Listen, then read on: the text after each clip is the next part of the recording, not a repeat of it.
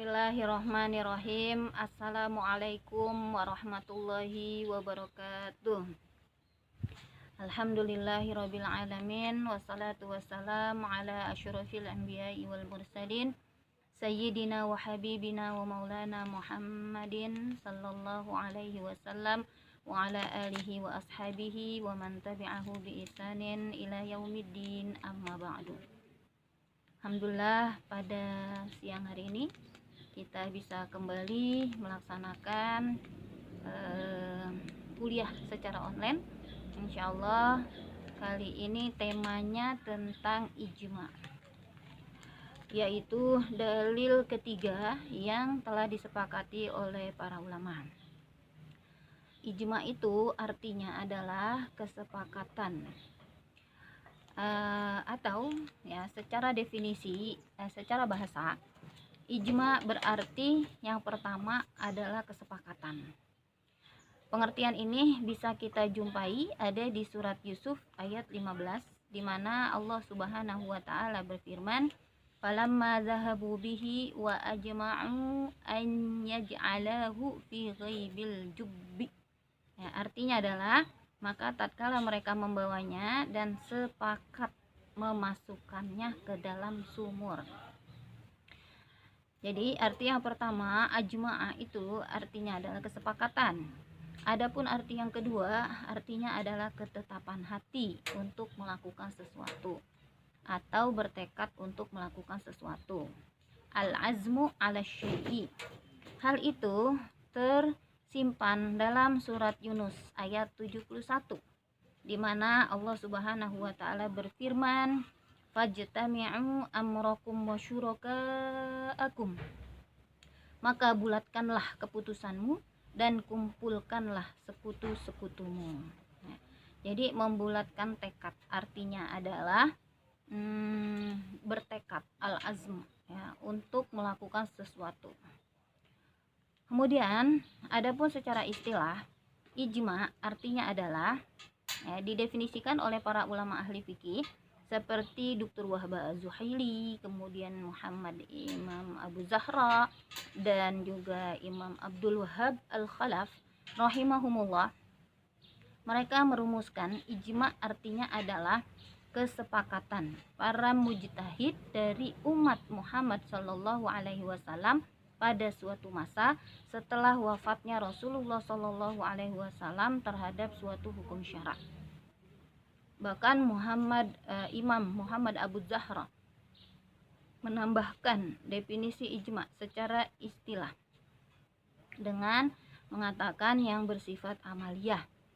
Maksudnya apa? Maksudnya ijma ini hanya bisa dilakukan dalam masalah-masalah hukum syar'i, ya, dalam amalan-amalan yang sifatnya fikih, ya, amalan-amalan praktis, ya.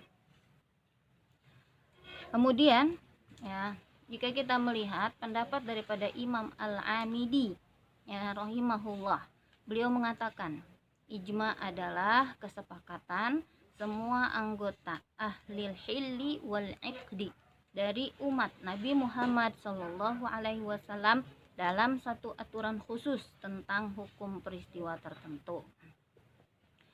Adapun menurut Imam Asy-Syairazi rahimahullah, beliau mendefinisikan ijma sebagai perjanjian ulama tentang hukum sebuah peristiwa.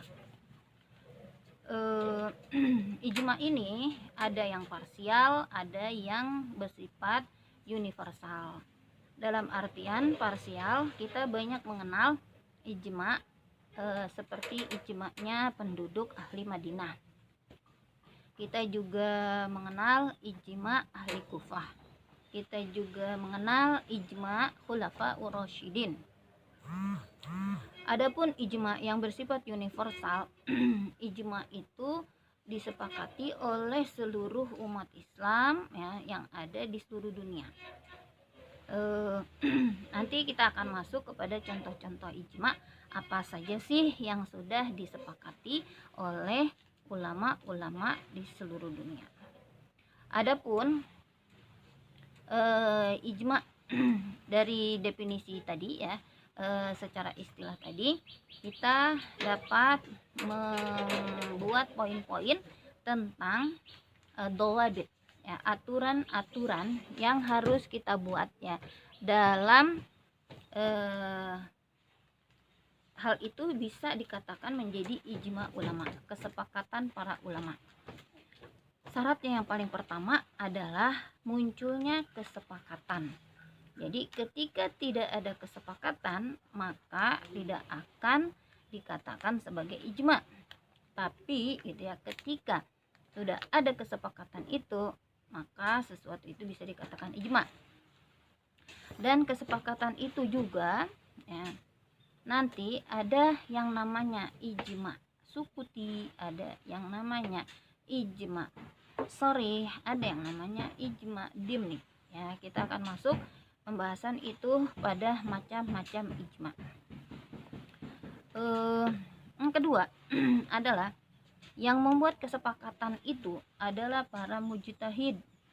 Jadi kalau seandainya kesepakatan itu dibuat oleh orang-orang yang tidak sempurna syaratnya untuk bisa menjadi seorang mujtahid, maka itu tidak akan dikatakan ijma. Jadi orang-orang yang membuat kesepakatan itu juga harus para mujtahid ya. Para mujtahid itu apa? Ya, ada syarat-syarat yang harus dipenuhi sehingga seseorang itu bisa menjadi ahli mujtahid. Di antaranya adalah dia memahami bahasa Arab, kemudian dia menguasai ilmu usul fikih, kemudian dia juga menguasai ulumul Quran, ulumul hadis ya, dan lain-lainnya ya. Tapi itulah sebagian yang harus dikuasai oleh ahli mujtahid. Jadi bukan orang yang memang tidak mempunyai ilmu ya, juhala, tapi ini harus fuqaha ya. Kemudian yang ketiga, nah dawabitnya adalah yang melakukan kesepakatan tersebut adalah umat Nabi Muhammad Shallallahu Alaihi Wasallam. Yang ketiga, terjadinya kesepakatan setelah meninggalnya Rasulullah Shallallahu Alaihi Wasallam. Kalau terjadinya di zaman Rasulullah Shallallahu Alaihi Wasallam, tidak ada disebut ijma, karena ketika terjadi sebuah permasalahan di zaman Rasulullah Shallallahu Alaihi Wasallam, tentu yang menjadi rujukan hukum adalah Nabi Muhammad Shallallahu Alaihi Wasallam, bukan ijma ulama. Jadi ijma ini hanya bisa terjadi ketika setelah wafatnya Rasulullah Shallallahu Alaihi Wasallam pada suatu zaman ya, bisa zaman Nabi Muhammad ya, bisa zaman kita sekarang ya. Zaman sekarang apakah mungkin terjadi ijma? Mungkin saja terjadi ijma ya dalam permasalahan tertentu ya. Contoh misalkan ya, ketika Dr. Yusuf Qaradawi menghukumi tentang bom syahid yang dihukumi boleh dilakukan oleh para pejuang Palestina, maka ya ulama sepakat tentang hal itu, bahwa hukumnya dibolehkan untuk dilakukan di medan perang ya, seperti Palestina. Adapun jika dilakukannya di negara lain ya, bukan di negara yang sedang berperang, maka tidak boleh dilakukan. Contoh misalkan ya, pernah terjadi bom bunuh diri ya, bom syahid ya di kawasan wisata Bali ya, sehingga akhirnya banyak para wisatawan yang meninggal dunia. Nah, hal ini tidak dibolehkan ya. Tapi kalau dilakukannya di suatu medan pertempuran dan itu mempunyai efek yang sangat besar sekali buat kemenangan para mujtahid ya, para pejuang ya dalam medan pertempuran, maka ulama sepakat hal itu dibolehkan untuk dilakukan karena kemaslahatannya jelas terlihat ya, jelas sekali untuk didapat ya, diraih kemenangan daripada umat Islam itu sendiri. Dan yang terakhir dua bitnya atau aturannya dalam masalah ijma ini adalah kesepakatan tersebut terjadi ya untuk menentukan hukum syar'i atau dalam masalah-masalah yang amaliyah fikih ya, amal berbentuk amal praktis ya, bukan pada sesuatu yang sifatnya usul yang sudah memang disepakati ya, yang memang sudah ada dalilnya, ada Qur'annya, ada hadisnya. Itulah 6 dawabit atau aturan ya, sehingga ijma itu bisa terbentuk ya. Kita akan masuk sekarang pada pembahasan tentang macam-macam daripada ijma. Tadi sudah disebutkan ada 3 macam. Ada ijma shorih ya. Ijma shorih adalah shorih artinya jelas, sehingga kesepakatan yang dibuat oleh para mujtahid itu dilakukan dengan cara jelas. Kauli, mereka semuanya bersuara untuk mengungkapkan, menyampaikan idenya. Misal ya, mujtahid jumlahnya ada 100 orang. 100-100-nya mengungkapkan pendapatnya untuk menyetujui suatu hukum dari sebuah permasalahan. Nah, itu disebut dengan ijma. Akhirnya sepakat semua untuk mengatakan hal ini hukumnya boleh, hal ini hukumnya haram dilakukan ya. Jadi ulama tidak berbeda pendapat dalam kehujahan ijma shorih ini ya. Yang kedua yaitu ijma sukuti. Ijma sukuti ini karena artinya sukut itu artinya diam. Nah, jadi prakteknya adalah sebagian para mujtahid hanya terdiam, tidak mengungkapkan pendapatnya, dan sebagian yang lain mengungkapkan pendapatnya. Jadi kalau dibilang ada 60-40% ya, atau 70 dengan 30% ya,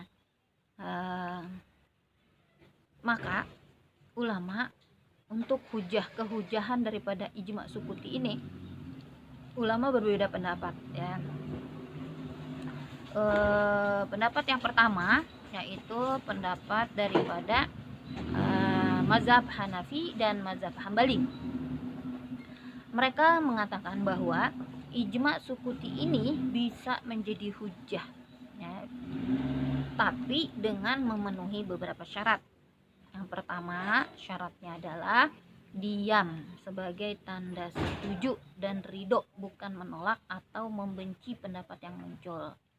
Jadi kalau diamnya dia ternyata itu ya sebagai tanda, sebagai simbol ya, atau dia menyatakan atau terlihat dari diamnya itu tanda setujunya dia, maka ya telah terpenuhi syarat yang pertama ya. Contoh kadang orang kan kalau diam juga bisa mengisyaratkan ya, seperti kita ketika setuju dengan satu pendapat orang, kita akan, nah berarti diamnya kita nggak bicara, tapi dengan kelihatan ya dari ekspresi kita dengan mengangguk-anggukkan kepala kita, berarti kita setuju ya. Tapi gitu ya, ketika kita menampakkan ekspresi kita dengan mengernyitkan mata kita gitu ya, berarti itu sebagai tanda bahwa kita tidak menyetujui apa pendapat yang sedang berkembang saat itu. Nah kemudian yang kedua ya, syaratnya adalah ya, pendapat tersebut berkembang dari satu mujtahid kepada yang lain di masa tersebut. Jadi ketika ada mujtahid yang terdiam, tidak mengungkapkan pendapatnya, padahal ya masalah yang akan dibicarakan itu sudah disampaikan dan sudah diketahui oleh semua para mujtahid sebelum mereka berkumpul. Nah, ketika diamnya mereka ya, itu pertanda bukan berarti mereka bingung dengan permasalahan atau hukumnya tersebut ya. Karena apa? Karena masalahnya juga sudah diberikan, sudah disampaikan kepada mereka. Jadi kalau seandainya tiba-tiba ada yang terdiam ya, bukan dikarenakan ketidaktahuan mereka dengan pendapat ya dalam masalah tersebut ya. Kemudian Yang ketiga, ya, syarat yang diajukan oleh mazhab Hambali dan Hanafi adalah telah diberikan waktu yang cukup untuk memikirkan dan membahas masalah tersebut. Jadi ternyata udah dikasih waktu juga ya kepada para mujtahid itu untuk memikirkan dan untuk mencari hukum dari permasalahan tersebut. Dan yang keempat adalah hendaknya dalam masalah yang bersifat ijtihadiyah. Ya, makanya tadi ditambahkan oleh Imam Abu Zahra, kesepakatan atau ijma itu bisa dilakukan hanya khusus pada masalah-masalah fikih atau yang bersifat praktis ya. Masalah-masalah fikih itu dibolehkan terjadinya beda pendapat di antara ulama. Makanya kita mengenal dalam mazhab Syafi'i dalam mazhab fikih itu ada 4 mazhab. Ada mazhab Hanafi, kemudian Maliki, kemudian Syafi'i, dan yang terakhir adalah mazhab Hambali ya. Jadi tidak dibolehkan juga jika terjadi kesepakatan pada sebuah permasalahan yang memang sudah menjadi permasalahan usul yang sudah disepakati oleh para ulama ya. Kemudian ya, dan itulah 4 syarat yang diajukan oleh mazhab Hanafi dan mazhab Hambali. Nah, pendapat yang kedua ya tentang ijma sukuti ya, kehujahannya kalau menurut mazhab Maliki dan mazhab Syafi'i ya, mereka berpendapat bahwa tidak dapat menjadi hujjah ya. Dalilnya apa ya? Dalilnya yang pertama mereka menggunakan dalil akal ya, yaitu telah menjadi syarat dari ijma berkembangnya pendapat seorang alim kepada yang lain yang menghasilkan kesepakatan dalam masalah tersebut. Maka tidak sah jika sebagian mengemukakan pendapatnya dan sebagian hanya bisa terdiam saja ya. Jadi syarat dari ijma itu adalah harus ada kesepakatan. Jadi kalau seandainya tidak ada kesepakatan berarti tidak bisa dikatakan ijma ya. Dan sukuti ini berarti kan nggak ada kesepakatan ya, sehingga tidak bisa dong menghasilkan ijma. Yang kedua ya, dalilnya dengan asar, yaitu ketika ada hadis tentang orang atau disebut dalam hadis itu zul yadaini ya, orang yang mempunyai 2 tangan ya. Maksudnya manusia ya, kan yang punya 2 tangan siapa ya? Manusia ya. Kalau hewan makan tangannya ada 4 ya, atau kakinya ada 4, nggak punya tangan ya. Nah, disebutkan ya dalam hadis itu ya, ketika ada seseorang sholat ya di belakang Abu Bakar, Umar, dan para sahabat. Mereka sholat bersama Rasulullah Shallallahu Alaihi Wasallam, dan ketika itu Rasulullah mengqosor sholat yang 4 menjadi 2 ya. Apakah akhirnya mereka bertanya ya, apakah engkau mengqosor sholat ya, atau engkau lupa ya Rasulullah? Lalu Rasulullah pun menjawab ya, aku nggak lupa gitu, buat apa aku sholat qosor, kata Rasulullah. Kemudian beliau tidak terdiam, tapi beliau menanyakannya kepada Abu Bakar dan Umar yang kebetulan keduanya sholat di belakang daripada Rasulullah Shallallahu Alaihi Wasallam. Rasulullah bertanya kepada keduanya, apa benar yang dikatakan oleh orang tersebut kalau aku itu sholat cuma 2 rakaat? Akhirnya apa jawab Umar dan Abu Bakar ketika itu? Iya ya Rasul, engkau sholat hanya 2 rakaat saja, padahal harusnya sholat 4 rakaat ya. Nah, dari hadis ini juga sebagai dalil nanti ada pensyariatan yang namanya sujud syahwi ya. Nah, akhirnya setelah itu Rasulullah menambah sholatnya dengan 2 rakaat dan mengakhirkannya dengan sujud syahwi di akhir itu ya. Yang kita bisa ambil dari hadis ini adalah bahwa Rasulullah ketika ditegur ya, dikatakan Rasulullah sholat cuma 2, beliau nggak diam, tapi beliau bertanya ya, sehingga ketika ijma ini pun ingin terbentuk ya, tidak bisa hanya cuma dengan diam saja. Sebagian para mujtahid ya tidak mengungkapkan pendapatnya, mereka harus bersuara ya, nggak boleh hanya terdiam saja, tapi harus bersuara. Bagaimana pendapatnya, boleh atau enggak, haram apa wajib, sunnah apa mubah ya. dan sebagainya. Nah, hadis ini diriwayatkan oleh Bukhari, Muslim, ya. Dan yang paling terakhir, ijma itu adalah yang namanya ijma dimni. Nah, apa itu ijma dimni?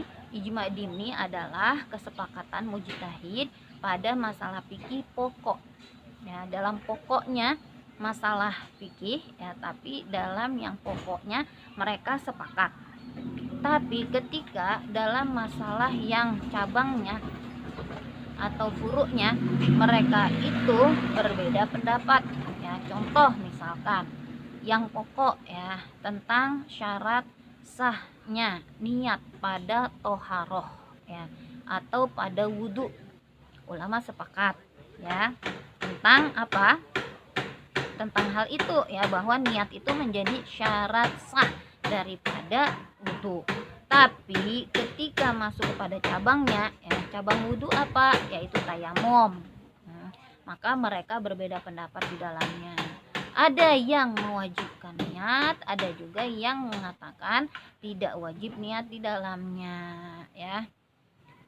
Itulah ijma dimni ya, salah satu contohnya. Jadi diantara ketiga ijma tersebut yang paling kuat ya, ijma yang sifatnya qot'i, jelas sekali, itu adalah ijma sharih ya. Yang setelahnya ijma itu disebut ijma zonni, yaitu ijma sukuti.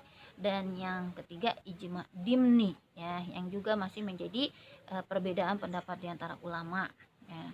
Bisa disebut juga sebagai ijma yang zonni sifatnya ya, masih sangkaan, belum menjadi kesepakatan para ulama ya. Nah, kemudian untuk contoh-contohnya apa aja sih yang sudah menjadi kesepakatan ulama ya? Contohnya misalkan ya, dalam bab sholat ya, sepakat para ulama bahwa sholat 5 waktu atau sholat yang wajib itu ya tidak akan gugur ya, dan tidak boleh mentakhirnya. Jadi tidak akan gugur selama dia belum mengerjakannya. Dan yang kedua, tidak boleh mentakhirnya ya tanpa ada uzur ya. Misalkan kondisinya sehat walafiat ya, kemudian dia pergi ke masjid juga bisa ya dengan jalan, dia nggak ada kerjaan ya, waktunya memang kosong ketika itu ya. Nah, nggak boleh kalau seandainya kita hanya untuk menunda-nunda sholat ya, ulama sepakat tentang hal itu. Kemudian juga ulama juga sepakat ya, diantara ijma tentang bab sholat ini adalah bagi siapa yang mampu berdiri maka dia wajib untuk melakukan sholat dengan berdiri ya. Tidak boleh dengan duduk dan tidak boleh juga dengan berbaring ya. Tapi ketika dia tidak mampu berdiri, ulama pun sepakat dia boleh melakukan sholat dengan duduk atau dia melakukannya dengan berbaring. Kemudian dalam masalah toharoh, contohnya ya, ulama sepakat bahwa air yang tenang diantara cirinya adalah apabila digerakkan tengahnya maka pinggirnya tidak akan ikut bergerak ya, dan tidak akan ternajisi oleh apapun kecuali jika warna, rasa, dan baunya berubah ya. Kemudian apalagi ya kan, yang selanjutnya adalah tentang zakat ya. Zakat, apa yang menjadi kesepakatan para ulama ketika itu ya, bahwa ya, siapa yang membayar zakat karena diperintah oleh imam ya, dalam artian berarti zakatnya terpaksa dong, padahal kan ketika zakat dia harusnya niat, kalau dipaksa berarti kan nggak ada niat ya. Ini ulama sepakat ya, kalau yang memerintahkannya adalah seorang imam ya, maka hukumnya dibolehkan ya, sebagaimana yang dilakukan oleh Abu Bakar As-Siddiq ya, ketika beliau memaksa orang-orang yang tidak mau membayar zakat setelah wafatnya Rasulullah SAW ya. Kemudian tentang puasa ya, ulama sepakat yang namanya puasa adalah haram makan dan minum ya, atau melakukan hal-hal yang membatalkan puasa itu dari mulai terbit fajar sampai terbenam matahari ya. Kemudian ya, dan contoh-contoh lainnya ya banyak. Dan Atau terakhir ya tentang nikah misalkan ya, ulama sepakat tentang haramnya mengkhitbah ya dengan jelas ya, dalam kepada wanita yang sedang menjalani masa iddah. Itu tidak dibolehkan untuk dilakukan secara sorih ya, mengkhitbah wanita yang ketika itu wanitanya dalam masalah iddah. Tapi ulama membolehkannya jika kondisinya dengan khitbah secara ta'ridi ya, yaitu sindiran ya, secara sindiran. Nah, itulah mungkin tema kitab ini, yaitu tentang ijma. Semoga apa yang disampaikan bisa dipahami dengan baik ya. Mohon maaf ya tadi kalau ada iklan anak kecil ya, karena udah dibilangin untuk tidak jalan-jalan ke sini, dia malah jalan-jalan ya. Jadi dia mau masuk juga kayaknya ke dalam video tayangan ini. Itu saja, selanjutnya kita bisa lakukan tanya jawab ya dalam masalah ini. Lebih dan kurangnya saya mohon maaf. Wassalamualaikum warahmatullahi wabarakatuh.